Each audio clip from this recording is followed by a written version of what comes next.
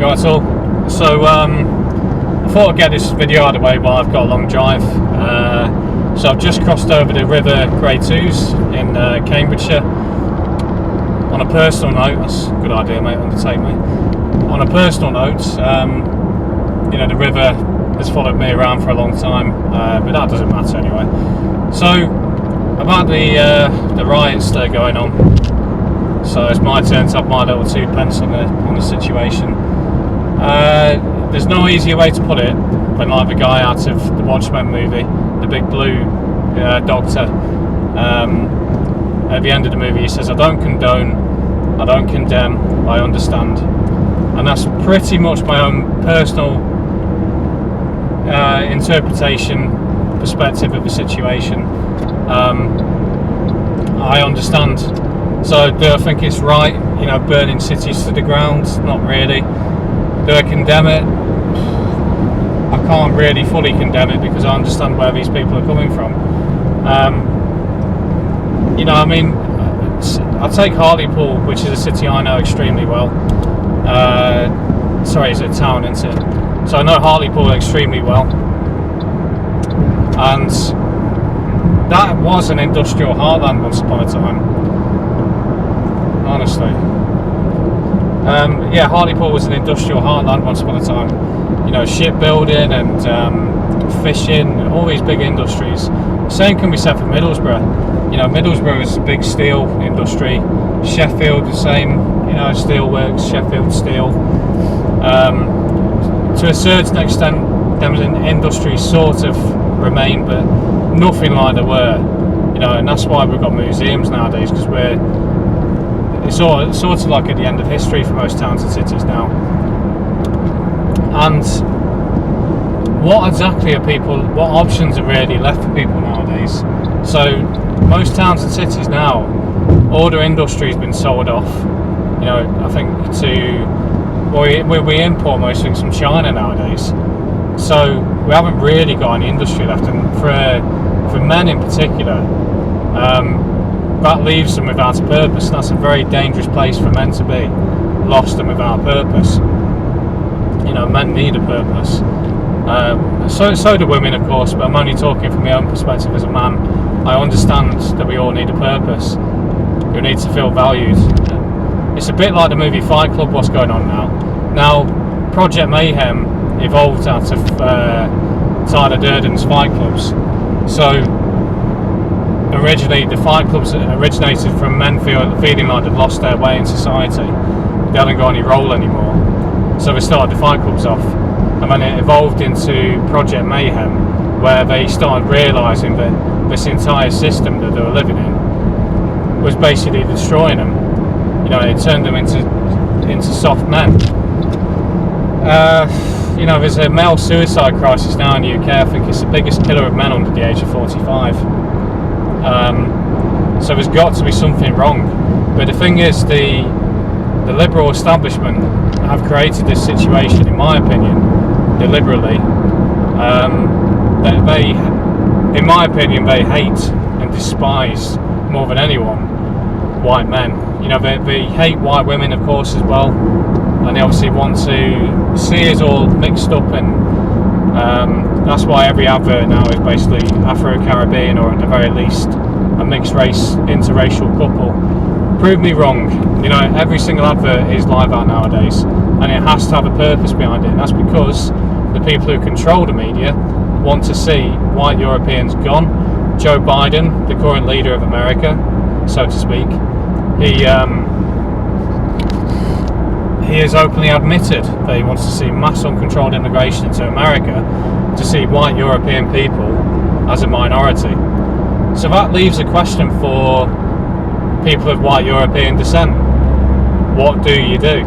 If voting doesn't work, if peaceful demonstrations don't work, if speaking out doesn't work, then what is the final solution? What option are you left with? You know, for example, with you know, these lads kicking off all across the country, they've got no other option, I don't think. You know, if they're going to call into LBC, any other LBC news reporter, you know, sitting there sniggering at them, calling them racist and denying that there's no invasion on the way. If that doesn't work, then what do you do? I think the outcome of this is caused by you lot as well. The thing is, no one ever voted for mass immigration into Europe, did there? No one ever voted to say, yes, I want to turn my town and city into a global landing strip with no identity, more crime, with people walking around that don't speak your language, don't share your culture, have no intentions or interest in doing so. Nobody ever voted for that. So if people are going to be speaking out against it for so long, and you're just going to ignore their concerns and do the complete opposite of what they're asking you to do, then what option have we got left?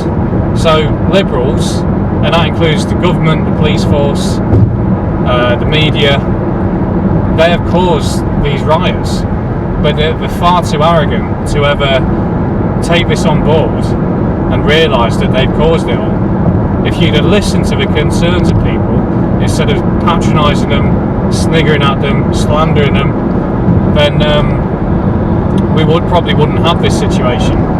If the Brexit vote, for example, if that had have reduced migration, which is what the main concern was, then again these riots probably wouldn't have happened. If Tories had have done what they said they were going to do over 5 years and reduced immigration, again we probably wouldn't have this situation.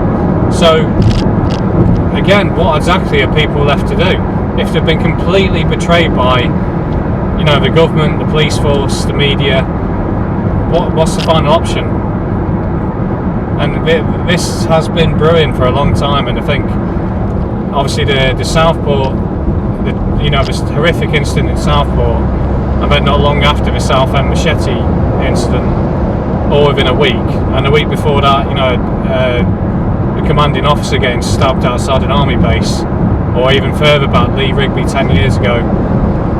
Yeah, the list is literally endless, the amounts of horrors that are going on across this country right now because of mass uncontrolled immigration. And this is something Liberals don't seem to understand. There's a big difference between immigration and mass uncontrolled immigration. You can't see it, but on the left hand side there's a beautiful field. But yeah, so I'm into Northamptonshire now. Immigration is a great thing. Now, Colchester, you can walk around their streets around there.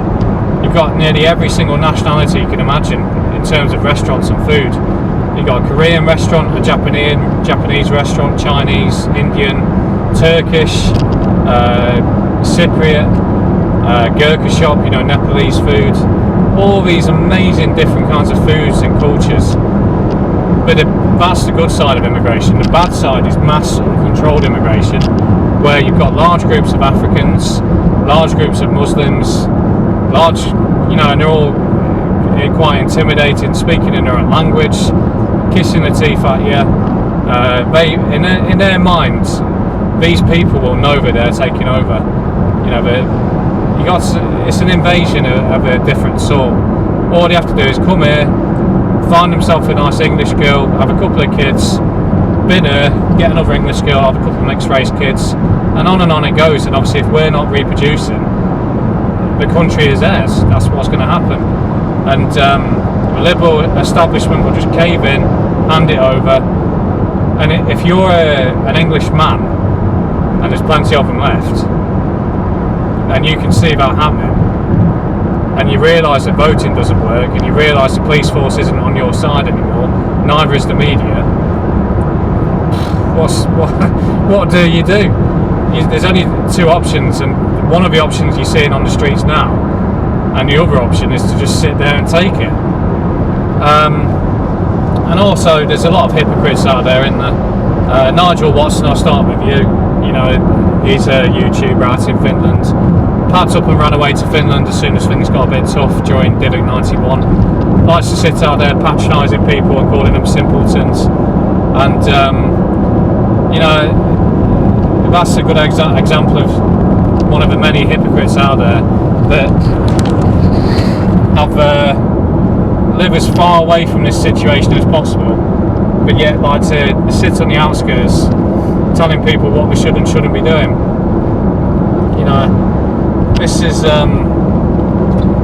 another thing that irritates me about people, the hypocrisy of some people, the double standards. That, you know, where I'm going through now, sort of Northamptonshire, Cambridgeshire, you'll have a lot of nice villagers, and they will always vote for Liberal Democrats, Labour, Greens, because they don't have to live amongst this nightmare that people in big cities have to live amongst.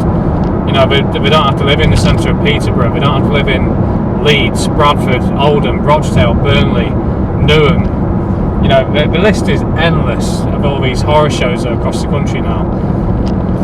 And as far as I see it, if you love mass immigration, if you vote Lib Dems, if you vote Labour, just make sure you live well amongst it.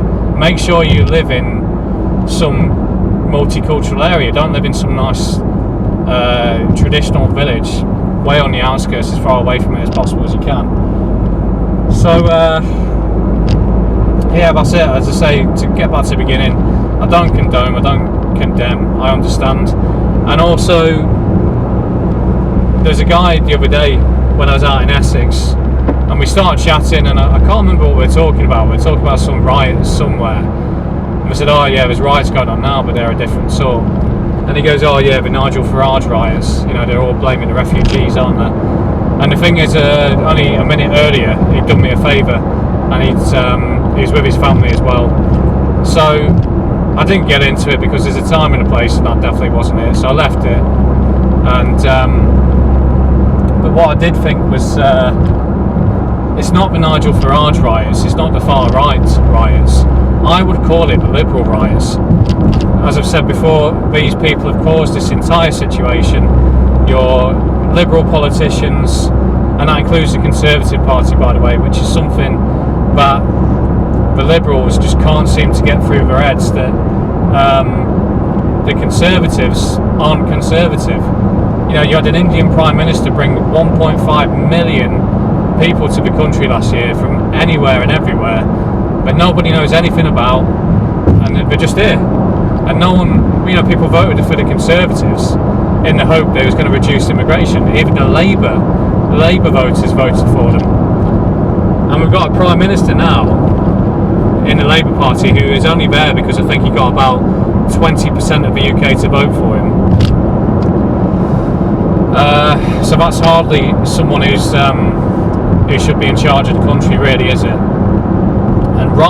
And this is something that annoys me about this whole situation. Rather than ask your population, why are you rioting? Because obviously it's a large population of the country are kicking off in big towns and cities. Rather than going meeting them and asking why is this happening? Why are you kicking off? You just label them as far right, racist, bigots.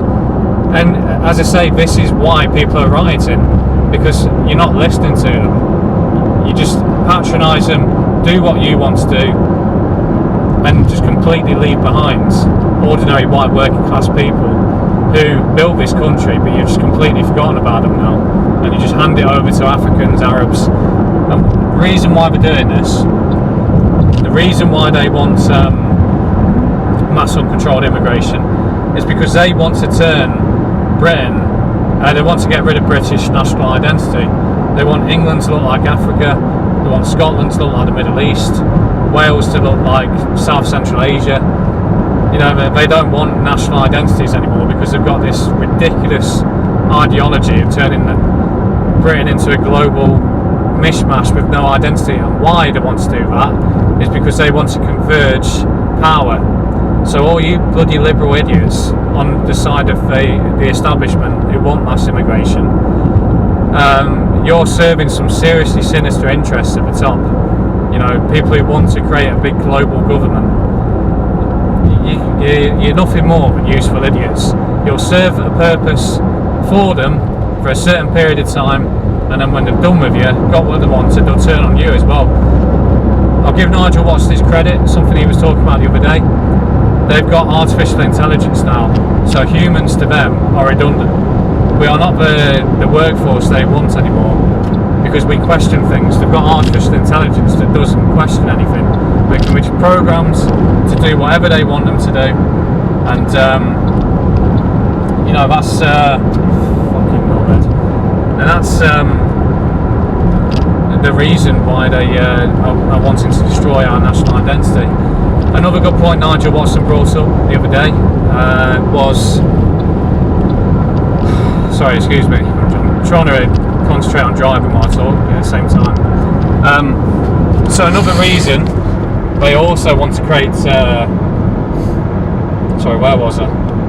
Yeah, so another good point Nigel Watson brought up was that when they've done with white Europeans, because they want to get rid of white Europeans first and foremost, because we have been a long problem for them for a long period of time, they'll be coming for everybody else. So once white Europeans have been turned into a minority and in their world hopefully breeded out of existence completely, which isn't going too well, I have to say.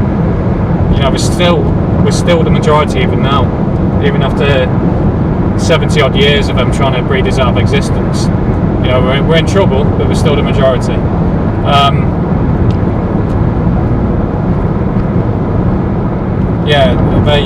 They'll be coming for everybody else. And you say who will be coming for everybody else? Well, it's the usual suspects that people like controlled opposition like to defend at all costs. Nigel Watson's favourite gang he likes to protect all the time. So it's the Sheckelstein gang, I'd say. They're certainly a major part in it. They've been kicked out of Europe 110 times throughout history. Edward, in the case of England, Edward I, Longshanks, from Braveheart. No wonder he's been vilified by Hollywood, obviously. He kicked them out, I think it was 1290 or 1293 somewhere, I think it was 1290. He kicked them out of England for usury because they're becoming too powerful with money, with the shekels. And I think it was Cromwell who brought them back in, and I think they sneaked their way back in posing as Spanish immigrants. And with regards to who controls all the banks, the reason why so many people are in debt nowadays, well, who owns most of the banks? I'll leave that to you to go and find out. I don't really know what else to say, to be honest. I mean, I just thought I'd get this out of the way while I was driving, so it gives you something interesting to look at while I'm rambling on. So, and the thing is, I do wonder whether these riots are going to escalate, de-escalate. Will this evolve into like a big civil war? And if it does, it's quite a difficult situation really, because these riots do play into the government's hands, because they would, Stephen Yaxley Lennon, stage name Tommy Robinson, who to me is complete controlled opposition, along with Lawrence Fox and many others. They want to see you on the streets rioting and kicking off, because it gives the government a good opportunity to bring in real draconian tyrannical laws where they can stop rioting and protests altogether. But like I say before, what are people supposed to do? Just sit and take it? We've been doing that for decades now. Peaceful demonstrations didn't work. EDL didn't work. Britain First marches up and down the high street didn't work. So you're left with a completely demoralised, broken population who can see their towns and cities being swallowed up and taken over, and in the end, the bubbles burst, and this is entirely caused by the Liberals, without a doubt. Also, I think it's worthy of mentioning that, funnily enough, there's a registration in front of me that says EDL.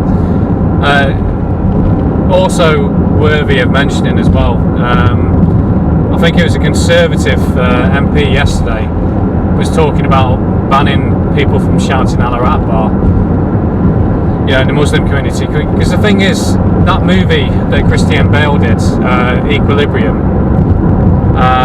was in the aftermath of humanity tearing itself to pieces in the Third World War. Well, we're seeing like a civil war unfolding now. We've got the potential for two world wars still unfold with Palestine, Israel, and Ukraine and Russia. So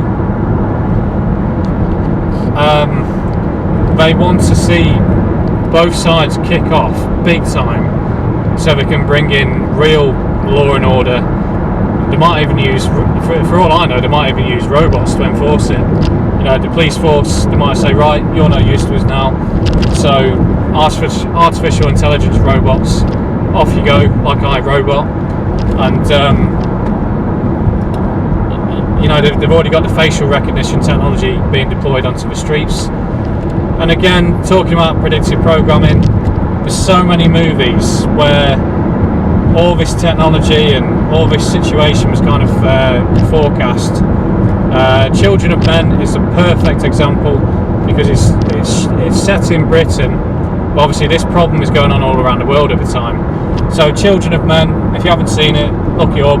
Michael Caine, Clive Owen, and it's set in Britain in 2027. It came out in 2006, 18 years ago, and I remember watching that as an 18-year-old thinking, that could happen, you know. I had my suspicions even back then that something was very wrong with the world. And obviously I knew the last days where the world was quite nice. It's a fucking hellhole nowadays, obviously. You know, the world's becoming fertile, mysteriously. Obviously, them pokes in the arm might have something to do with that, you never know. But there's riots every day by left-wing anarchists who've got this vision for like a big revolution, and Muslims who are the main culprits for the rioting on the streets. You know, Britain is a completely trashed. It's a big war zone. The military's called in.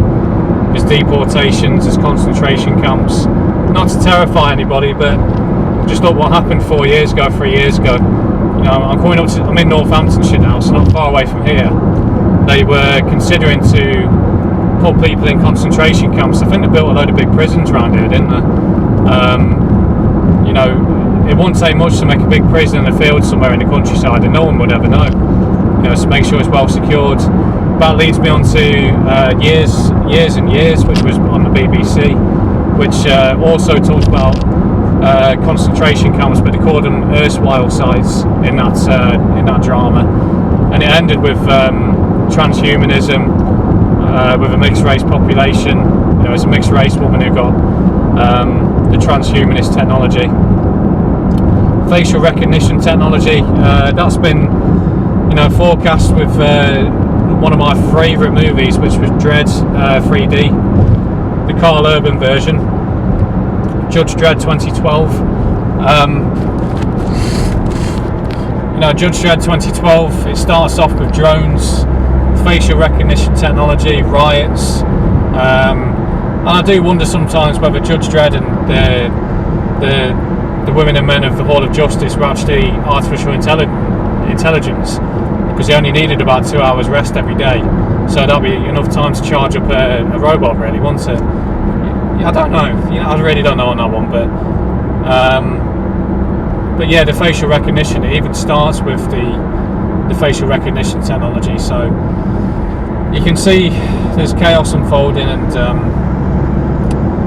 yeah, I don't know what to say. I don't know what the answer is, to be honest. As you can see, you know, I'm driving on the A14 here. We're not in some massive doomsday situation, really, are we? Where, you know, I've got to worry about Mad Max style people cutting me off or whatever. But yeah, I think I am due to head north in a couple of days to an area where it could be, the demonstrations could be kicking off. You never know. But like I say, I don't condone, I don't condemn, and I fully understand where they're coming from. I fully understand the anger and frustration. And you think our politicians, they should also understand where people are coming from. You've more or less done what, in fact, you know, Keir Starmer, he's more or less done what Hillary Clinton did a while ago. Didn't she call a lot of the American population deplorables? You know, and obviously that was just like half the American population were deplorables because they didn't think like her. Well, you know, it's the same thing in Britain, really. You're talking, at very least, 2/3, if not 4/5 of the population of Britain are whites, working class, and you've more or less just sniggered at them, called them far right, racists, and people have just had enough. You think it's not right that people should have to walk through towns and cities and feel uncomfortable. What was the point in fighting 2 world wars? And that leads me on to, of course, Arnhem 80th anniversary is just around the corner. Next year will be 80 years since Victory Day. I mean, what's it going to be like next year? I wonder if a penny's ever going to drop for people, whether the World War II narrative just does not fit the outcome we're living in now, does it?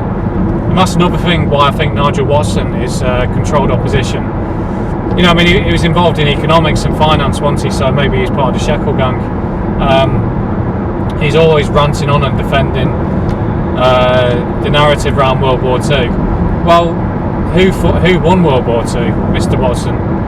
I think we won the war, correct?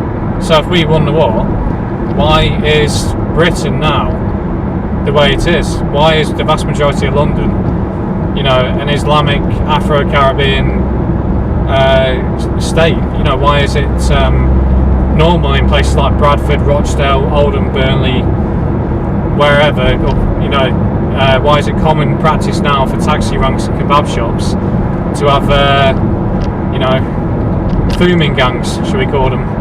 And by the way, I remember ages ago, one of your videos, Mr. Watson, you were saying that you thought this was a conspiracy or something, that these grooming gangs weren't taking place. Well, I can assure you, I've seen one with my own eyes in Burnley. I've seen it taking place. I've seen 3 young schoolgirls sat in a taxi rank, and one by one the taxis pulled up and off it went into the night. This is about 6 years ago. I bet it's still taking place now.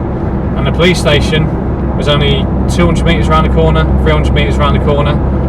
So that should tell you just how bad things are now. You guarantee them young girls would go to the police station and the police would ignore them, because the police, I've got to be careful what I say, but I don't particularly trust the police these days. I mean, we've seen that video in Birmingham where you've got Muslims doing the donuts on the roundabouts and all in large groups, beating up some lone bloke in a pub in Birmingham. It's just like children of men, funny enough. But the police's involvement in that instance, well, where were they? They're nowhere to be seen, obviously. Nowhere to be seen in them video clips. However, if it's the white working class, you've got an enormous police presence. Now, I've only got about a minute left on this video, so the final thing I'll cover is the media. Sky News, obviously, were there, and then they got surrounded by a load of angry Muslims, probably the same roundabout in Birmingham. I would have very little sympathy for you if they turned really nasty on you at all. I'd have very, very little sympathy for you, because the liberal media has caused this situation, and yet again, you're part of the problem. You've caused this situation. You call the English people kicking off far right, but when the Muslims do it, you won't say anything against them. You won't call them Muslim extremists. The Muslims have had a hard time in the Alpha over the last 20 years. I would never deny that, but this would have never have happened had the government and the media and all the rest of them, if they had kept the borders controlled, and we hadn't had just a mass importation of people who don't particularly like the country. It's like going to somebody else's house and taking down their pictures, putting your own pictures up, and then the people who lived in that house are meant to sit there and just take it. Well, at some point, them people in that house can get pissed off and kick off, aren't they? Right, that's broken up a large chunk of my journey. Rambling on for half an hour.